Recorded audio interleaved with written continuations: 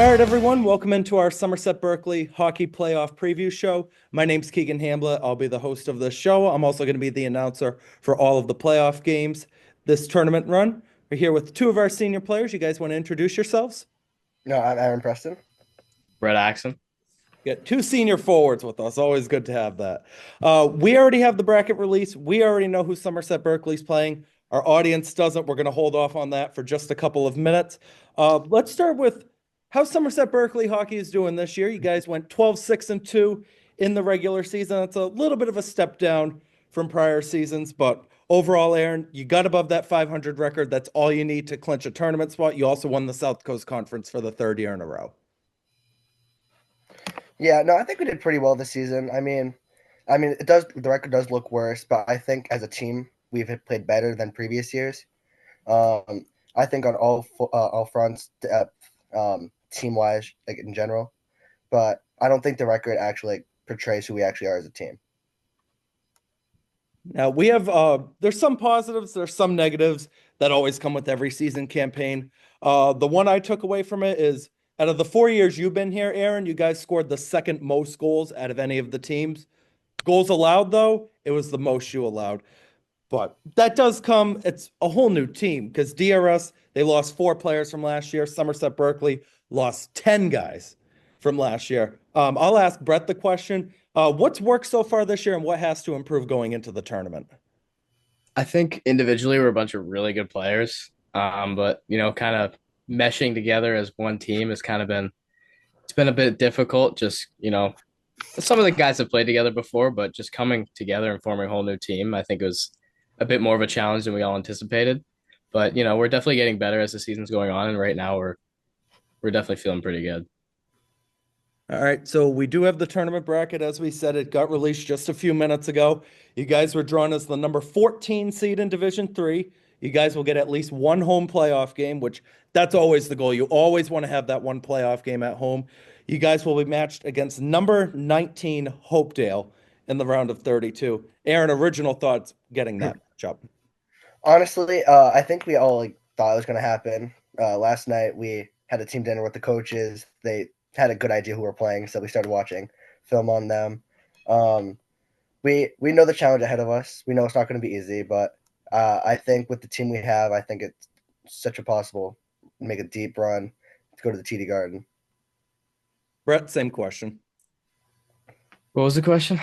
How does it feel just getting matched up against Hopedale? Uh, you know, every team's good. Every team, definitely has a chance to win, and it feels good. I think we definitely know we can beat them. We just gotta go up, perform. So Hopedale went 9-11 this year. Win margin was 0.15. You guys were 1.15. So you guys have them on the win margin. Average strength of schedule, you guys had a minus 0.78. Hopedale has a minus 0.42. So their strength of schedule was a little bit trickier, but you guys do have them comfortably on the win margin. The only result that I have from them this year that you guys seem to could compare to at all is Neshoba, who you guys beat round one last year, Aaron, and Mhm. Hopedale lost to them this year 2-1. Now, obviously, it's playoffs, anything can happen. I don't know if you guys, I definitely wouldn't have picked you against Neshoba because they were the 2023 Division 3 champions for ice hockey just 2 years ago. But this is a Hopedale side. Like I'm seeing some of the teams they play. You got Algonquin, Auburn's in the mix as well. Auburn was a team that you guys played in the playoffs 2 years ago. This ain't going to be a cakewalk. They have played pretty good teams and they've already gotten comfortable with some of these matchups.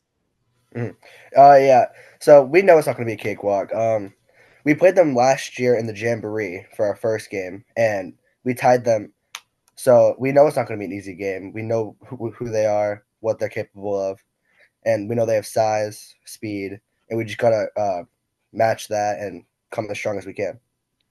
Now, Brett, I know you want to get redemption from last year's state tournament. We were both there. Final game ever for DRS, the loss in overtime. Been 2 years since the DRS players have won a state tournament game. Obviously, Aaron's goal is to go back to the Final Four and eventually go to a state championship. But this is step one, winning that first playoff game. What's going to be the mindset going into that? I kind of just gotta treat it like any other game. Just come out and just kind of bring up the intensity a little bit more, and kind of throw away everything as far as like thinking about who this team has played and whatever. Just we just got to go out and play our game and hope for good things. Now, Aaron, this is going to be a similar story to what happened last year because last game I heard Evan Barboza got hurt, not playing for the whole tournament. Is that correct? Um, uh, I'm not too sure. We're not too sure yet. Okay, but I relate it to last year because Luke Govin, he got hurt in the game against Mansfield. Didn't play at all in the state tournament. Top player, you guys ended up being fine. Evan Barboza's the top goal scorer for you guys, second in assists on the team. So this is going to kind of build more to really step up and have some of these other guys maybe on the second and third line step up a little bit more. Who are some of the guys that you're looking forward to seeing make a little bit of a step up? Definitely guys that haven't been playing a lot, like maybe like Butter, Gavin, that they're getting those like final like roles in the lineup now. I can definitely see stepping up, making these big plays. Just everyone on the team, defense, goalie just making the first save and letting the defense do all the work. Um, I'm definitely seeing like some step up from defense, step up from the third and second line, and just all in all, just helping the team as much as they can. And Aaron, you're an alternate captain this year too. So you're going to have more of a voice, whether it's in the locker room, on the ice, on the bench. You're going to have more of a voice and a say before, during, and after these games. What are you expecting your voice is going to be like for these games? Definitely just helping the team prepare mostly. I gotta let them know that we need to keep our head in the right spot. We can't like they start retaliating, can't get mad, let the refs voice the game. We have to just keep playing our game and just go out and win. And also for you guys, I'm going to ask News Preston. coverage Oh, you can count hold on. on. Why is that? Alrighty. I didn't want that to play. You guys are both seniors. Last ride with the team. Brett, I'll ask you first. Is there going to be extra emotions knowing, hey, once you guys are out, it's done. The high school hockey career is over.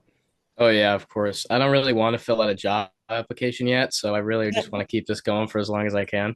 But yeah, it's like it's starting to like the realization is starting to hit me a lot more that like it's almost done and really gotta, you know, this is it.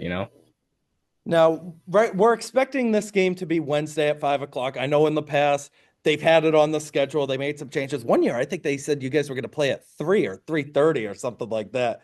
But that's the only slot available right now. They have your team on that. This is going to be interesting because Hopedale's a little bit of a ride. And as you guys know, sometimes those long bus trips, they can get to you. And especially in this game where it's going to be right after school, you got to be at the rink at probably 4 o'clock. Are you interested to see how Hopedale comes out in this when they get to the rink and when they step on the ice? Yeah, I'm definitely kind of curious to see how they'll come out in the first like jump of the game, and especially if they do come out flat, we have to very much like jump on them. But you can never like bank on the fact of that because last year we went all the way an hour and a half up to Essex, and then we ended up beating them 6-0. So you can never like take a team like because of just a bus ride. But if they do come out flat, we do have to step on the gas and score a couple goals before they get their footing on the ground. I want to look at the other matchups in the D3 bracket, and there's one on the other side that it's a local matchup that could bring in a whole lot of people, and you guys are familiar with both of these teams. Number 13 Taunton got matched up against number 20 Bishop Staying. That's a nice little matchup in the area right there that could make way for some headlines. What else we got on here? We've got so the winner of you guys is going to take on either Essex North Shore, and then they'll play the play-in winner, which is number 30 Foxborough and number 35 Amherst Pelham. So we got some interesting matchups on here. Is there any? I don't know if you guys can pull it up. Any matchups that maybe intrigue you, or you want to see something be stepped up at all? Not that I know of right now. I know like some of the higher seeds have been playing some good teams that are still going to keep like the lower seeds definitely in check and still give them a run for their money. Do like that 16-17 matchup too. That's Danvers against Neshoba. That's going to be a good one over there. Let's see. We can go over your side of the bracket. So you guys are kind of in the middle of the right side of the round of 32. Top of the bracket, number 2 Medfield. They play the winner of the play-in, 31 Somerville, 34 Asabet Valley. 15 seed Linfield against number 18 North Middlesex Regional. That's who I thought you guys were going to get matched up against, North Middlesex. Number 7 Melrose against number 26 Holliston. Should be another good game. Number 10 Shawsheen, number 23 East Longmeadow. We said Essex North Shore going to play Foxborough Amherst Pelham. We went over you guys. Below you guys, Aaron, team you're familiar with, number 27 West Springfield. They're going to be at number 6 Bedford for the round of 32. And then below that, the team you played in the tournament your freshman year, number 22 Wakefield. They're going to play number 11 Methuen.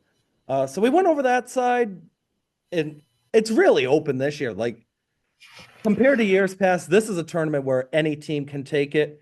Besides you guys, I know you guys would obviously pick yourselves. Who are you guys picking to win this D3 state tournament? I think other than us, I think that's honestly a hard question because some of these teams played not so great teams, so they're not going to be as ready. But some of these teams that are lower definitely played some good teams and are ready for the state tournament. Well, I mean, I do have to favor the 1 and 2 seed Nauset Medfield, which is definitely a good guess. But I don't think Nauset won it all, right? They lost in the they championship. lost last year to Marblehead. Okay. Marblehead's the 8 seed this year. I honestly would take Triton as a good underdog. Okay. Triton, you said Triton, right? Yeah. Triton's got Diamond round 1, so sorry, Diamond, you got to travel all the way there. Brett, was DRS at any point D3 or were they D4 your whole time when you were there? I think sophomore year we were D3, and then the next year we were D4. Were there any teams that maybe gave you guys trouble in D3 throughout your time? I can't really think of any. I remember in my freshman year at Foxborough, we played Medway, and that was a tough one. But yeah, I don't know. I don't remember anything. Now we got our Instagram live stream going. If anybody wants to comment a question you have for any of us, we'll go for that. Let's see. I am going to pull up our broadcasting schedule right now. And we're just going to go over who's on camera, who's going to be announcing the playoff games. We'll go over that real quick. Round of 32, as we said, we're expecting Driscoll Wednesday at 5 o'clock. It's definitely going to be at Driscoll because you guys were at least top 16. JJ Sylvia and I are going to have the call for that one. That will be live on my YouTube channel, which I'm going to put this out on right now. Camera operator to be determined. Brian Monas can't make it, so we're probably going to end up getting a student for that. Sweet 16, if we get there, we're just going to go over the whole thing because you never know. Something could happen because you guys weren't expected to make the Final Four last year. Any run can happen again. Sweet 16 will be we're going to presume Essex Tech. It'll be JJ Sylvia and I again live on YouTube. That'll be the last YouTube live stream of the year. Brian Monas will be on camera for that. And that is going to be the last live stream. And I know people out there are going to be saying, why not do the Elite Eight? You guys did it last year. I got in trouble for that last year. So I'm not risking getting in trouble again. Elite Eight, Final Four, neutral sites. Those will be in about 2 weeks. Brian Monas will be on camera for both of those. I'll have the solo call for that. If we get to TD Garden for whatever reason, March 15th and 16th, those are the championship days. I'll have solo call for that. Brian will be on camera. But it's going to be interesting because I'm expected to see, 1, how our viewerships are going to do. 2, how good you guys look out there. And 3, what your opponents bring to the table. That's really all I want to see. You guys got any final input? I'm just excited for the last one with the team, honestly. I'm excited the bonds I made and see how they keep developing throughout high school and beyond. Brett? I don't know. I feel old. I don't want this to be done yet. So you feel old. You feel okay. Yeah. I started with Aaron. So my first year announcing, he was a freshman and God, we've all grown. He's grown old too. He's so old. He's so old. Like I'm 20 for crying out loud. I feel too old doing this crap. Yeah, I just turned 18. Like I'm a legal adult now. I gotta pay my taxes and we got goaltenders commenting in the Instagram chat. You got the Bourne goalie, Jackson Pomborg, asking who we're playing. And Brandon's responding to him saying Hopedale. Let's take a look at the stat sheet too, real quick. Let's see the numbers, how they line up. I think a big question is going to be Gavin versus Nate. Who do they start in goal? Obviously, we're not going to put one guy on the spotlight. Gavin, 5-4-1 record, goals against 2.28 and a save percentage of 913. Nate Minosh has the better record at 6-2-1. Goals against, save percentage a little bit lower. Goals against is 2.84, save percentage 894. But Brett, you know that Nate was primarily the backup to Sam Bastos the whole time. And next year, if him and Adam come back, they're going to be the only two guys that played all 5 years because they were both eighth graders who played on that DRS side. Talk about the step up you've seen from Nate this year. I mean, he's been like ever since I joined when I was a sophomore. He actually no, he wasn't there when I was a sophomore. No, he was. Yeah. What am I talking about? But he was always just like the happiest guy. Like he knew he knew his role. He knew he was the backup, but he would always come in, biggest smile on his face, and just ready to do his job. And he stepped up so much this year, and I'm super proud of him. And we were definitely lucky to have Sammy because Yeah.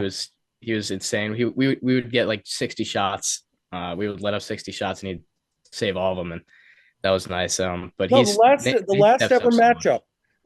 matchup, between you guys. Somerset had 60 shots on goal, and we're not counting the empty net. Aaron had the only goal, 59 shots. They only got one by Sam. Think about that for a second. That's insane. Yeah, I know Brandon's watching. Oh yeah. It's a big discussion in our locker room who's better between him and Sammy. I mean, it's Well, pretty I've got my obvious thoughts on who's that. We going. brought that up because Yeah. Brandon and Sam joined in at the same time Ooh. during our one of our games. I think it was the home one against Bourne. I said Brandon was obviously better, but Sam was really the only one who could keep up. That's what I said. I'm gonna be I completely honest. I haven't seen much of Brandon, but I just go Sammy because I love Sammy. So yeah. definitely Brandon, but Well, one goalie's got a 24 game unbeaten streak from 2020 to 2022. We'll put it at that. Um, I'll ask it. We'll do kind of team superlatives. We'll add this into. We got to keep going just to get as much time as we can. Who wins most improved player of the year for you guys? Any of you can comment on that. I honestly think Gavin Kamara. Honestly, he came in as a fourth line player, and now he's stepping up, scored a couple goals, got some points, and seemingly to be a good spot in the playoffs. Brett? Yeah. I put him or Butter. Um, Butter is like he's so talented, and I think people are definitely starting to see that like how much talent he has, and he's definitely getting a bigger role in the team. And he certainly deserves it.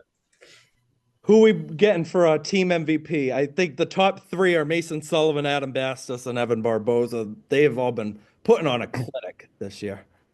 I think that's the only three you could probably name in the MVP. Yeah. It's hard to choose to give one MVP, so I'd have to say all three of them. Brett, who are you picking? Just to rep DRS, I'll just say Adam. Just I'm honestly surprised how good you guys have all worked together because when it got announced over the summer, I'm thinking this is not going to work out. This is maybe going to be a 1 or 2 year thing. You guys put together 12 wins. You guys came together really easily, really quick, too. And especially that first game against Diamond Durfee. I know you guys have mostly handled them in the past both ways. It's still not an easy matchup because they usually end up with 15 or 16 wins every single year. So I'm just really impressed by how you guys did it. Again, anybody on the Instagram, if you want to leave a comment, we're trying to stretch this out as long as we can. I think we got about 5 or 10 minutes. Let's see, who do we got on here? Fitzy's on there. Jake DeSilva's on there. Brandon Silva's on there. Someone leave a comment. We'll answer a question if you guys have it. Let's see. I got to pull up that stat sheet yet again. This sucks that I can't share my screen. Who we nominate? I know you guys obviously picked Gavin Kamara. We got a couple other freshmen on the team too. You got Butter, Mantega, Lucas Morosco, who stepped up for that one game against Nantucket. He did pretty good that one game against Nantucket, I'll tell you that. The first shot was a goal, and then he made 11 saves right on. We'll do best freshman. You can't say Gavin Kamara, and then we'll get into Fitzy's question. It's definitely Butter. Yeah. Honest, 100%. Yeah, I mean, I'd go Butter for best freshman.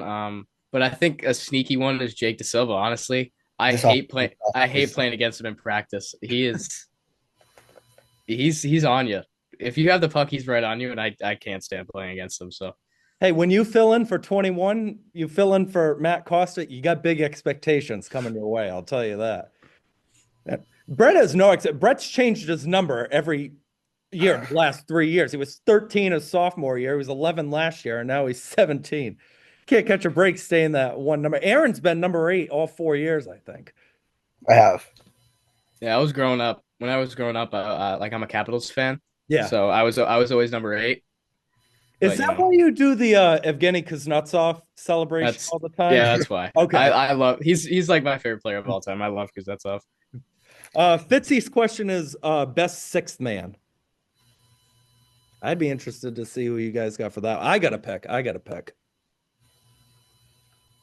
Six man. Well, I think I know who the answer he wants it. But Oh no, I definitely know the answer. no, I don't want to give it to him. Who do you think it is? You're probably wrong. I'd probably say Who was I'd say Nate. Nate Mello's your pick? Yeah. See, I would say Brady. I think like I don't know. I think early in the year he kind of took a step back offensively, but his defensive game has been so good this Be year. careful. He's listening. Be nice. No, he knows. But no, his defensive game has been amazing this year. Like I've been so impressed with his back check because I think it was kind of a joke the first year I played with him that like he wasn't big on defense, but this year like his defensive play has been so good. Yeah, if it was me and my bias, I would pick Fitzy, but I'd probably go Cam McKenna. Like Oh, he you has know what? been Yeah. amazing like the last few games. Like he's been really stepping it up, and he was another one of those guys where it was like going into his freshman year, all the talk around town was about Cam McKenna.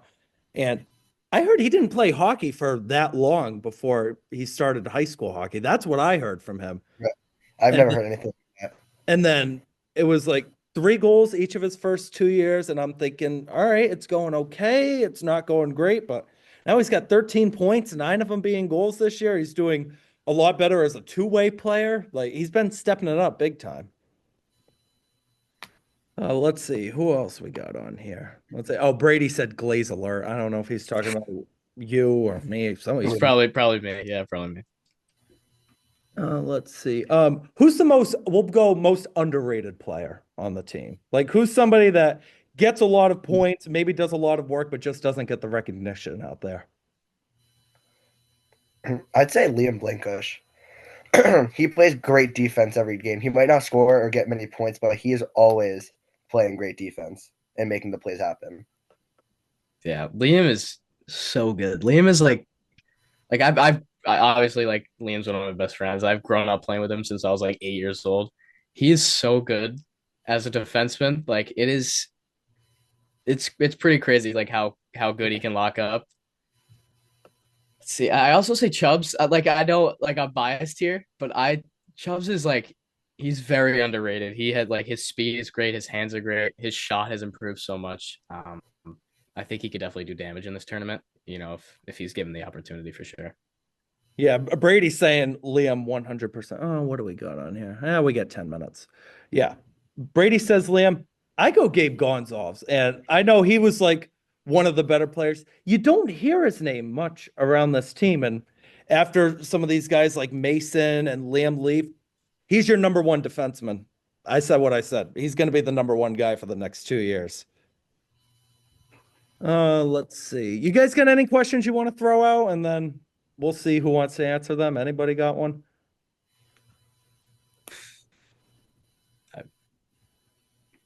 Pick whatever. Pick whatever. I'm gonna chop this all out too. Well, okay, I want to bring up the question because I don't know if you answered it. What did you want? Like, you know how like we have playoff predictions? Yeah. What should we do? Or not predictions, like traditions, I meant. What do you want to do? What do you want us to do? What do you 'Cause we mean? have done Like nothing. like when we did the hair dye last? Yeah, exactly. Yeah. Oh God, I have no idea. The basketball team, I said if basketball, if they won their Crosby Kudo tournament, set the record for the best team ever. They could dump water on my head, which that's what ended up happening. Go watch that on YouTube. That was Colton Pacheco who dumped the water on me. See, I don't know. I haven't grown my hair out enough to do it. So, what did I do in the past there? I know we did I did a playoff beard one year, which that didn't work out at all. Well, I honestly don't know. This year's tough. This year's hard. I don't really remember. I think you should go bleach this year, though. That's gonna be awful. You guys gotta get the whole team because Bourne did it. The whole team dyed their hair blonde. Yeah, that worked real well. So Oh yeah. Maybe I should see how the D4 bracket came out. See what the other SEC teams got. Yeah, we could talk about that real quick. Let's see. D4. Old Rochester got a home game. They were right on the edge. They're gonna get St. Bernard's. Bourne's going to be on the road at number 4 Littleton. That's going to be something. And Apponequet did make it. Apponequet's at number 5 Winthrop, which they were the best team, Brett, in Division 4 last year. They were my number 1 by far. That's who Hudson got matched up against in the Sweet 16, and Winthrop won like 9-0. yeah. So maybe on the side, I'm glad you guys lost in overtime because then we all would have gone to Winthrop and then got annihilated 10-0. But It still would have been fun to win an overtime game, you know. That's true. That would have been nice. Because I still don't have a playoff goal. I've played in 3 playoff games, 4 kind of, because my freshman year I just played like 1 shift. Yeah. But I still don't have a playoff goal. So I need one. I need one bad. Who got it in the one against Taunton 2 years ago? There were 4 goals, I think, in that game. Do you know who got them? I think G had a hat trick, and I can only assume either Colton or Noah had the other one. Yeah. All right. We'll wrap it up with this because we're running out of time. People in the live stream are being, yep, Brady's commenting on there. What's the ultimate goal? Like, don't say state championship, okay? Like, when I was saying be realistic, like, I meant like we're not beating Nauset 10-0, okay? We're not going to TD Garden and winning 10-0 over Nauset. So, what's like the ultimate goal where if you reach this point, it's a successful season, and I'm happy with how the merger went?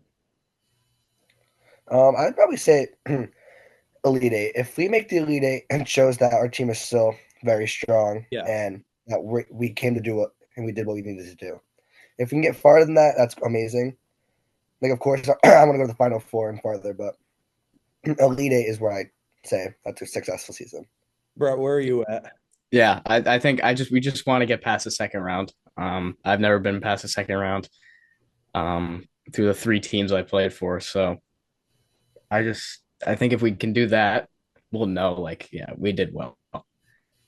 Well, I know my goal we're going to start right now. It's to win the first playoff game because I'm in my 6th year of covering teams, 4th on the mic. The team I've spent the whole year with has not won a playoff game because last year was DRS that I did 16 games with. Then the 2 years before, it was Somerset. Then the 2 years before was mostly camera, and it was with Somerset. That second year was more like an SEC showdown kind of game. And then the year before was the one at Martha's Vineyard, I think it was, that double overtime game. I know that was before you were here, Aaron. But we're starting out winning a game, and if you guys get to the Elite Eight, even Sweet 16 too, you put up a fight against Essex Tech or whoever it's going to be, I give props to you guys because I think that is a successful year. And Aaron, you guys were already the first team ever to make the Final Four last year. You got nothing to lose. You already made school history, so you got that out of the way. But I know now it's time to make farther school history. Yeah. And I know, Brett, it's just get past the second round. I know that's what it is. If you like the video, I don't know how much of that we're keeping on here because we couldn't share our screens or do stuff like that.